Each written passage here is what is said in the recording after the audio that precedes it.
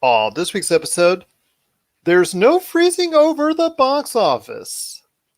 Ben Arnault's picks for the decade, and welcome to Rob McCallum Week.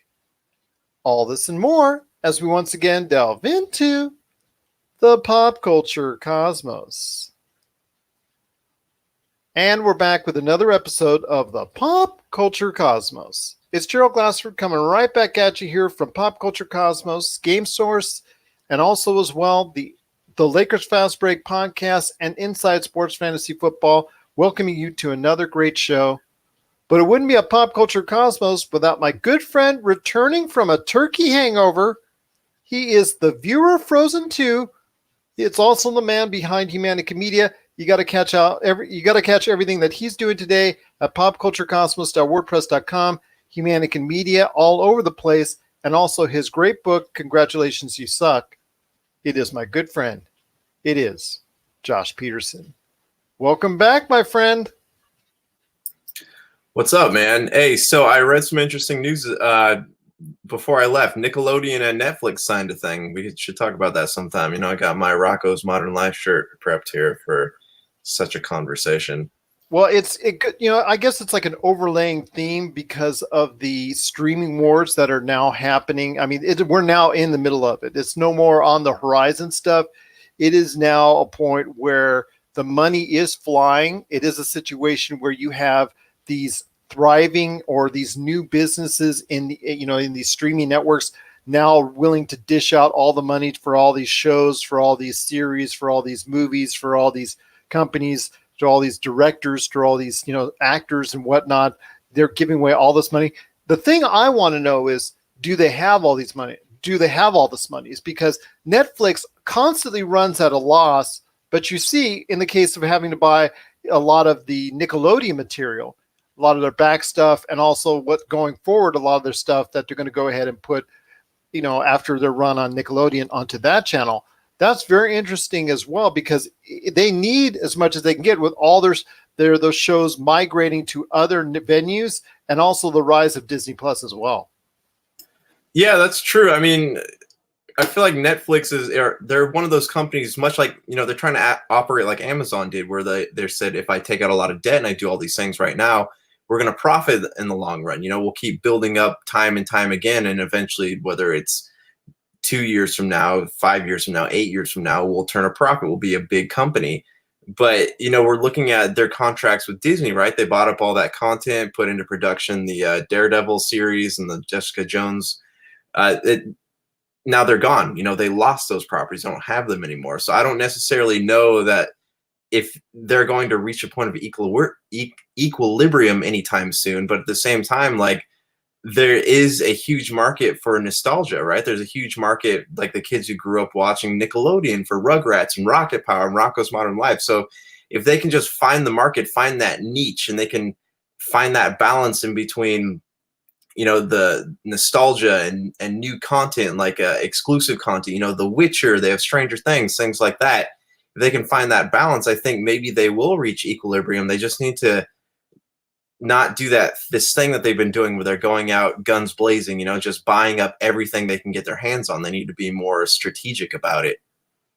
Well, that's something we can also talk about later in the show when we discuss two other Netflix properties in Marriage Story and The Irishman later on in the broadcast, because I want to ask you your pointed question on The Irishman specifically, because it got released onto Netflix last week, just before the Thanksgiving holiday. So I want to ask you if The Irishman would have been allowed to get a full theatrical release, what were the odds of it, really banking on the box office? Is it something that a lot of people would have attended, would have been a big hit at the box office? So we're going to discuss that, and maybe that'll elaborate more into what we were talking about here with the overall streaming Netflix type scenario and the wars that are happening right now later on in the broadcast. Plus also as well, Ben Arnault from the Smoking Hot Confessions podcast and SmokingHotConfessions.com. He's stopping by with his picks of the decade in pop culture, mainly in movies and also as well comic book movies. He's got a separate list for each, so you got to stand by for that. Plus, I can't let him go off a show without telling us another great holiday cooking idea as well. And also, welcome, my friend. You know why? Because my dogs are drinking water right now. No, my friend. It's actually welcome to Rob McCallum Week. We're going to go ahead. I've got a ton of stuff I got to go ahead and send out to everybody on the Pop Culture Cosmos channel this week. So Rob McCallum is going to be all over the place on Pop Culture Cosmos, and it starts today with an off-the-cuff segment, but you're also going to hear back episodes of his off-the-cuff extended interviews with his wife, Tanya, formerly of the rock group Kitty, and also as well Justin Schoenrock, and so much more this week on the Pop Culture Cosmos channel. But it starts off today with an off-the-cuff segment. Just so excited to go ahead. It is Rob McCallum Week. Do you know what one of us should do? We need to go through and take out every moment that Rob says Gerald, and we need to just make a montage of it. So it's just like 30 seconds of Rob going, Gerald, Gerald, Gerald, Gerald, Gerald, Gerald, when we introduce his segments. I don't know. That's a lot of work right there for you. But I'll let him do that since he's a master editor because of all the productions that he's been a part of, including directing the great Nintendo Quest, the Kitty documentary, and so many other of his projects. In fact, if you're able to go ahead and check out Box Art, the docuseries, that's available right now as well in streaming format. So catch all the stuff that he's doing. But it is Rob McCallum Week, and we'll kick it off this week on the show as well. But first, my friend... Rob's a talented dude. Let's be straight up about that. He's a man of many hats, very talented dude, and I would definitely recommend you check out what he's got going on. Absolutely. So check out Rob McCallum Films on social media or robmccallumfilms.com today for all of his great stuff. But first, my friend, we've got a lot to talk about when it concerns the box office. Frozen 2. You know what? I'm going to, go ahead, my friend. Pat yourself on the back. Pat yourself on the back right there for you. He's doing it now. If you're watching it on YouTube, he is patting himself on the back because Josh called it straight up. Frozen 2 is another massive hit for Disney. Excuse me. Over the course of the past 5 days, over the Thanksgiving weekend, it has earned roughly about $123 million over the 5-day Thanksgiving Day period.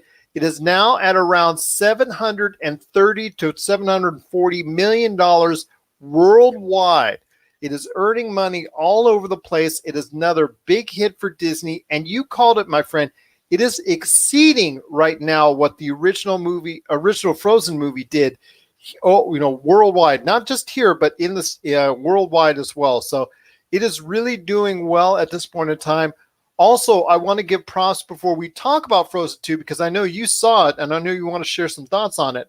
I also want to give some props to everyone out there who got a chance to see Knives Out because I think it just perpetuates, that it just shows out there that there's an audience for whodunits because Knives Out also has earned over $40 million in that 5-day period. It looks like that's going to turn a profit as well.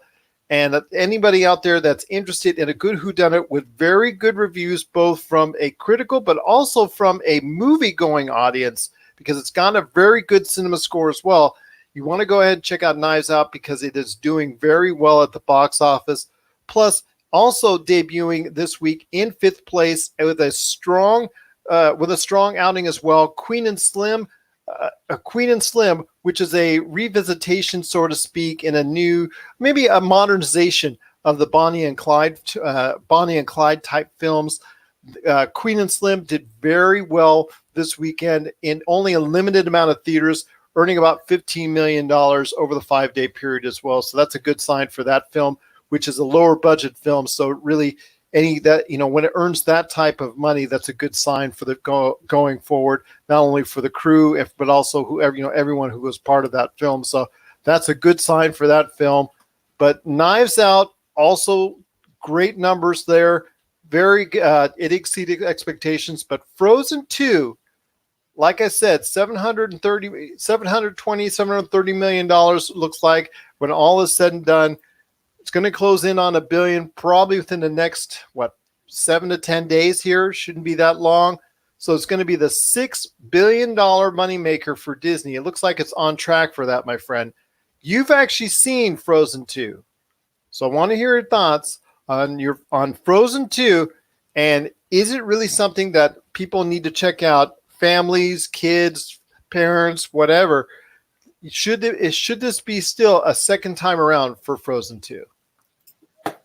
You know, it's an interesting question. Is it because I keep thinking about it, and I put it into, when I think about Frozen, I think about two different categories of film. Is it something that's worth going out to watch? Like, is it a good film versus is it an entertaining film? Is it a good film? I would say no. Is it an entertaining film? I would say yes. So from that aspect, I'd say if you're looking to take your family out to the movies and you want them to see something that will entertain you, Frozen 2 is definitely worth it. To me, as a critique, you know, of films and stories, I watched it and I was thinking to myself, you know, there's a lot of things in here that didn't really need to happen. There's a lot of plot holes, a lot of things, but again, it's a kids movie, so it's meant to entertain. It's not meant to intrigue. So I would say it's worth watching, but it's not something that is, you know, like your people who are looking for a smart movie are going to enjoy. It's something worth taking the kids to see. You know, the soundtrack is, you know, I don't know. Let me ask you a question. Do soundtracks in Disney movies make or break the film for you? No, well, it depends on the Disney movie. I mean, you know, when you're talking about something like Frozen, I mean, that's what really got people interested, you know, especially the kids. Kids started singing the songs. People went back to go ahead and watch the movie in repeated fashion to go and sing the songs in the theater. So that really got the kids' attention. I mean, Let It Go. We still remember that song today, and we still used it as a phrase. You and I were joking and all the puns and all that because the song became so famous. I mean, when it came out, around the time that the movie came out, it became, you know, a number one hit. You know, everybody was singing it. It was just all over the place. You couldn't avoid it. And now there isn't that type of song with Frozen 2 that I know of yet, or that I've heard, you know, that has been expounded upon, but that's still from everybody I've spoken to that they're talking about the music to it. The music, they say, is pretty good. It just doesn't have that resonance of the first Frozen film. Okay, see, that's what I was going to say. Like, it has, the songs are catchy, but it's not, you know, it doesn't stick with you, you know, as much as like Let It Go did. There's one song in the movie called Into the Unknown, and it's sang by Elsa, who's played by Idina Menzel, and it's really good. You know, like, I love, she's a very talented and well-pitched singer, but that's the only song from the movie I remember outside of the one that was sang by Kristoff, who I'm not sure who plays him, but it was done in like the fashion of an 80s music video. So they had all like these, you know, the background singers, and they were mocking Queen videos and stuff. I remember that part of the film, but I don't remember the song. So there's not a lot that really sticks out to me. So as far as the soundtrack goes, like, yes, it has a couple really good songs, but nothing that resonates like the Frozen 1 soundtrack did. And like, that doesn't, you know, that didn't really make or break the film for me. Because, like, as I said, it was an entertaining hour and a half, you know. And it's, so just to give you a background on the story, they find out that, you know, their grandfather had made a deal with the spirits of the forest, and you know, with these people, and then it found, you know, you find out later that the grandpa was kind of a little shady. So Elsa and Anna go into this forest, and they find out that you know, they're uncovering the secrets of their past, but at the same time, the spirits of the forest are working against them, and there's all these different things, a lot of them that don't really make sense. But in the end of the film, you know, you kind of find out what happened to their parents. You find out a little more history of Elsa and Anna, and it just kind of opens up to, you know, possibly another film. So it's not, you know, it's not as fulfilling, I guess, as Frozen 1 was, because it feels like a movie that didn't really need to happen, but at the same time, it's entertaining. Am I making any sense when I'm saying this? I think you are, but I think it's just you're describing a sequel. Yeah, yes. Details. Yes, it's like there's not enough lore inside that universe to make a sequel that's really something that you're going to walk out of the theater going, wow, that was game changing. You know, it was just like your typical Disney movie. You know, it wasn't quite the quality of, you know, Return of Jafar or something. I mean, it wasn't quite as bad quality as like Return of Jafar or Mulan 2 or something like that, but it was not as good as the original Frozen. And that's the thing. It sounds like you're saying, it sounds like a typical sequel that they have sequelitis where they just go ahead and paint by numbers and throw it out there, and there you go. And right now, that's good enough for Disney, and right now that's good enough for the fans that are going to see it, because it does enough to go ahead. Like you said, it's not a great film, but in your opinion, but it's an entertaining film. And I think that's what counts, because the audiences that are going seeing it, the families think it's a safe movie to take their kids to. The families are going to go ahead and see it. That's why they're going in numbers. That's why it's still breaking the box office, because it's now Frozen is a familiar property. And all the kids who didn't see it in the theaters but saw it on video over the course of the past few years are now actually all going to see it, plus the kids that saw on Frozen. So they've got the combo. That's why, the combination there of all those parties going to see this film, that's why it's doing so well. What I would worry about is Frozen 3. If Frozen 2 has left a bad taste in anyone's mouth, or in a large group of people's mouths, how it will affect Frozen 3, because like you said, it's certainly pointing in that direction, and Disney is going to go ahead and make sure it points in that direction for Frozen 3. Oh yeah, of course. I mean, you could tell there's plans for it, because while the movie ends, it doesn't end. You know, there's not like and then they all lived happily ever after. There's like a feeling of, well, there could be something else after this. And before we go on, I do want to give a shout out to Josh Gad. Like, he didn't really have a lot to work with that script, but he kind of made Olaf feel like a star in the movie, as opposed to a side character like he was in Frozen 1. And he is actually a very great voice actor. Even in what was the first thing I saw him in was Ice Age Continental Drift as a voice actor, and that was really good. He did that part very well also. But with Disney, honestly, it's Disney makes I would not be surprised if they made more money off of the merchandise for Frozen than they do the actual film itself. And I think they kind of feed into each other, because their marketing game for Frozen 2 has been second to none.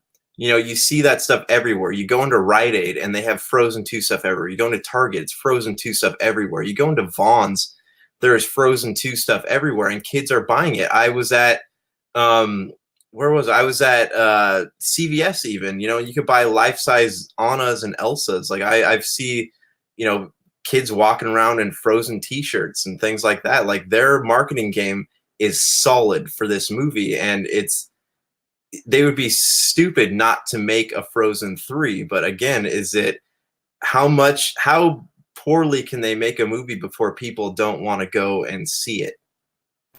Well, in the case of the Frozen series, I think it's going to take quite a bad movie in order to go ahead and affect it that deeply.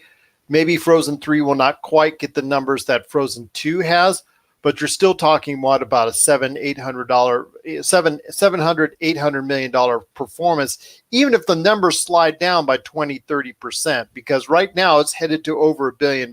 So I think they're going to go ahead and take that risk and delve into a Frozen 3 here in 2 or 3 years' time. I could clearly see that happening. But with over $700 million earned worldwide right now at the box office, I see great things ahead for Frozen 2 and the Frozen series. Yeah, and again, like I didn't dislike the movie. It entertained me. It just wasn't good. But again, it's as you and I've said before, and you even pointed this out, those Disney movies are not exactly geared towards us, as long as they entertain and attract the individuals, the young individuals, and get them going back for more and more later on. And like you said, buying all the Frozen 2 merchandise. What are your thoughts out there on Frozen 2? Do you agree with Josh that it wasn't quite up to the standards of the original? Are you still willing to go and check it out? Share us your thoughts, popculturecosmos@yahoo.com. Also as well, Pop Culture Cosmos, Humanity Media, and Game Source on Facebook, Twitter, and Instagram as well. Well, when we come back, Ben Arnault from the Smoking Hot Confessions podcast and SmokingHotConfessions.com. He's going to talk to us about his best of the decade in pop culture, plus some great cooking tips as well. And then right after that, we start Rob McCallum week with an off-the-cuff segment. And then after that, to close out the show, Josh and I are going to talk about The Irishman that just came out on Netflix. And what if it had been a full theatrical release? This is the Pop Culture Cosmos. And we're back to close out the show. This is the Pop Culture Cosmos. If you need a listing where we're at, because we're being played all around the world 7 days a week on radio stations worldwide, just check out our listings today at Pop Culture Cosmos on Facebook, where you'll see a listing of all of our podcast options, or at least many of our over 30 different podcast options as well. Well, my friend, any updates for us on on Humanica Media, Topicocalypse, or your great book, Congratulations, You Suck? No, I actually this past weekend I was at a holiday fair and I was chatting up another guy who wrote a book, and he's giving me some advice on how to get the book out without having to rely on the publisher. So I'm going to try a few things, and there might be some events popping up here soon. So keep following the old Facebook page. And then as for Topicocalypse, yeah, we got our Albums of the Year episode hitting the airwaves this week. So be on the lookout for that. And also you can catch our last couple episodes, one on Black Friday shopping. So it's kind of too late for that. But you can also listen to our Star Wars episode where we chat about all things Star Wars. And as for Congratulations, You Suck, pick it up on Amazon.com, Barnes & Noble, Powell's Books, and other great booksellers across the web. I'm still waiting for that spoken word album done by William Shatner on Congratulations, You Suck. Yeah, there's some contract negotiations going on here. He wants a big dressing room. It might not be in the budget. There you go. Congratulations, you suck. Spock. That's Congratulations, You Suck. You got to check it out today by going ahead and ordering it for the Kindle, for the Nook, either on BarnesandNoble.com or also as well Amazon.com. Check it out today. Congratulations, You Suck. We'll want to thank Ben Arnault from the Smoking Hot Confessions podcast and SmokingHotConfessions.com for being a part of the show today with his great topics for pop culture, for his list of pop culture for the entire decade, and also as well Rob McCallum. Starting off and kicking off Rob McCallum week with another great off-the-cuff segment. If you have any questions for us, you can always hit us up, popculturecosmos@yahoo.com. But also, if you like what we do and you listen to us on Apple Podcasts, we truly, truly hope that you go ahead and give us that 5-star review, because the more 5-star reviews that we get, the higher on the food chain we get, and make us more available to pop culture listeners that love good things about pop culture, that become more aware of what we do. My friend, before we head on out, I want to go ahead and also thank you for all that you've done for us this year and all the stuff that you've done. But on the way out, my friend, I also want to talk about The Irishman, because The Irishman, speaking of Thanksgiving, came out just before Thanksgiving to Netflix. It's created quite a fervor. The Oscar buzz is all around it. Martin Scorsese, despite all the Marvel comments and whatnot that he stated and all that stuff, and the get off my lawn type verbiage he said about Marvel and all that, he's put out a great film. I'm actually checking out this week, but from all what I'm seeing here and from what I'm hearing, a lot of people are really interested and really backing it as an Oscar contender. But the problem is, not a lot of people can see it in the theaters, because it only will get a limited distribution in theaters, because theater owners are actually against putting out something that is day and date coming to Netflix. And the same thing will most likely go for Marriage Story as well, another Oscar contender with Adam Driver and Scarlett Johansson. So I ask you, my friend, The Irishman, what if that movie had been put out over the Thanksgiving weekend in the theaters? Do you think that it really could have made an imprint into the box office? I think so, because what do we have out right now? We have Ford vs. Ferrari, we have Frozen 2, we have Won't You Be My Neighbor. This would have been a lot of people watch The Irishman. I've heard a lot of great things about it. I haven't watched it myself yet, but I'm hearing really great things. So I guess the big question here would be, would word of mouth for a movie like that, especially after, you know, Martin Scorsese's comments about Marvel, would it be enough to get people off the couch and into the movie theaters? Or is this a movie that a lot of people watch just because they were on the couch and this was Thanksgiving break? It's I don't know. It's hard because he's always done a great job with films. All of his films have attracted an audience of some kind, but you know, it's again, it's one of those questions where a lot of Netflix movies get watched just because people can watch them from their couch. So have they released any official numbers on how many people have watched this movie? Not as of yet. I checked into it earlier today, but I didn't see anything as of yet pop up. I will probably go ahead and update people on our Facebook page at Pop Culture Cosmos, which will also feed into our Twitter to give them updates on, you know, Netflix, because if it does well, Netflix is going to tout it in one of those PR releases very quickly. So you should probably see that coming up at sometime soon. But I will say this, my friend, I put The Irishman at the same bar as Knives Out, because Knives Out earned about $8 million each day over the course of the 5-day period, earning about $40 million over the 5-day Thanksgiving Day period. I think it could have exceeded that, not by a whole lot more, but I think just because of Scorsese's name, the fact you had De Niro, Pacino, and you know, you had De Niro, Pacino, and Joe Pesci once again together in a movie of this format, I think that, and all the Oscar buzz and all that, I think this movie would have garnered that type of interest as far as the counter programming to Frozen 2. Hold on, my dogs are drinking water. Okay, we're good.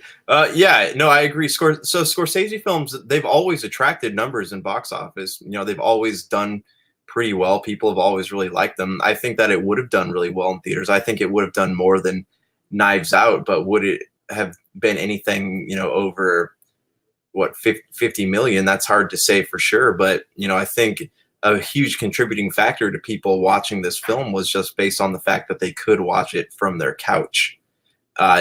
You know, it's, I don't know. Okay, so I had this experience in the movie theater where I haven't seen a movie, you know, in the past few months without paying less than $17 to get into the movie theater. So, you know, that's a big factor there. But there is something endearing about being able to sit on a couch and watch a great movie. And I think Netflix did a good job in getting Scorsese on for that. But again, you know, I think that with all the publicity that he's had lately, especially with his Marvel comments, he would have gotten quite a few people out into the theater to watch it.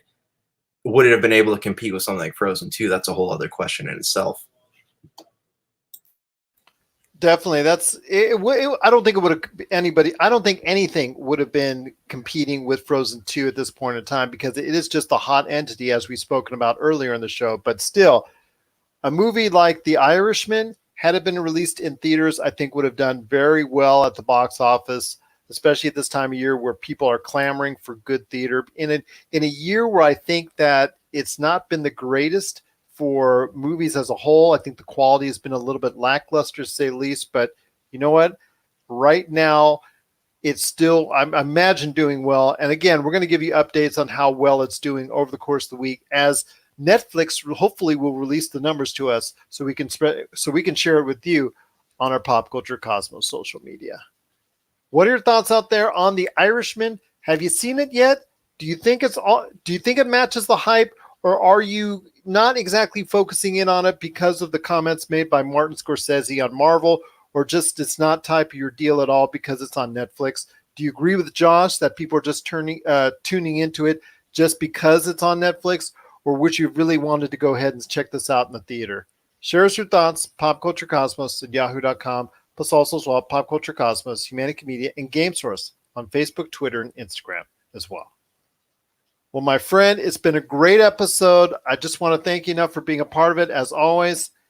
Any thoughts? Any last thoughts on the way out? No, I'm actually looking forward to our end of the year conversations coming up here. You can follow the Pop Culture Cosmos channel, because I'm going to be writing a few things that'll pop up on some of the albums and movies and TV shows that I've watched this year. But definitely looking forward to these top 10 conversations we're going to be having here soon. Because not only is it the end of the year, it's also the end of the decade. So I'm looking forward to that as well.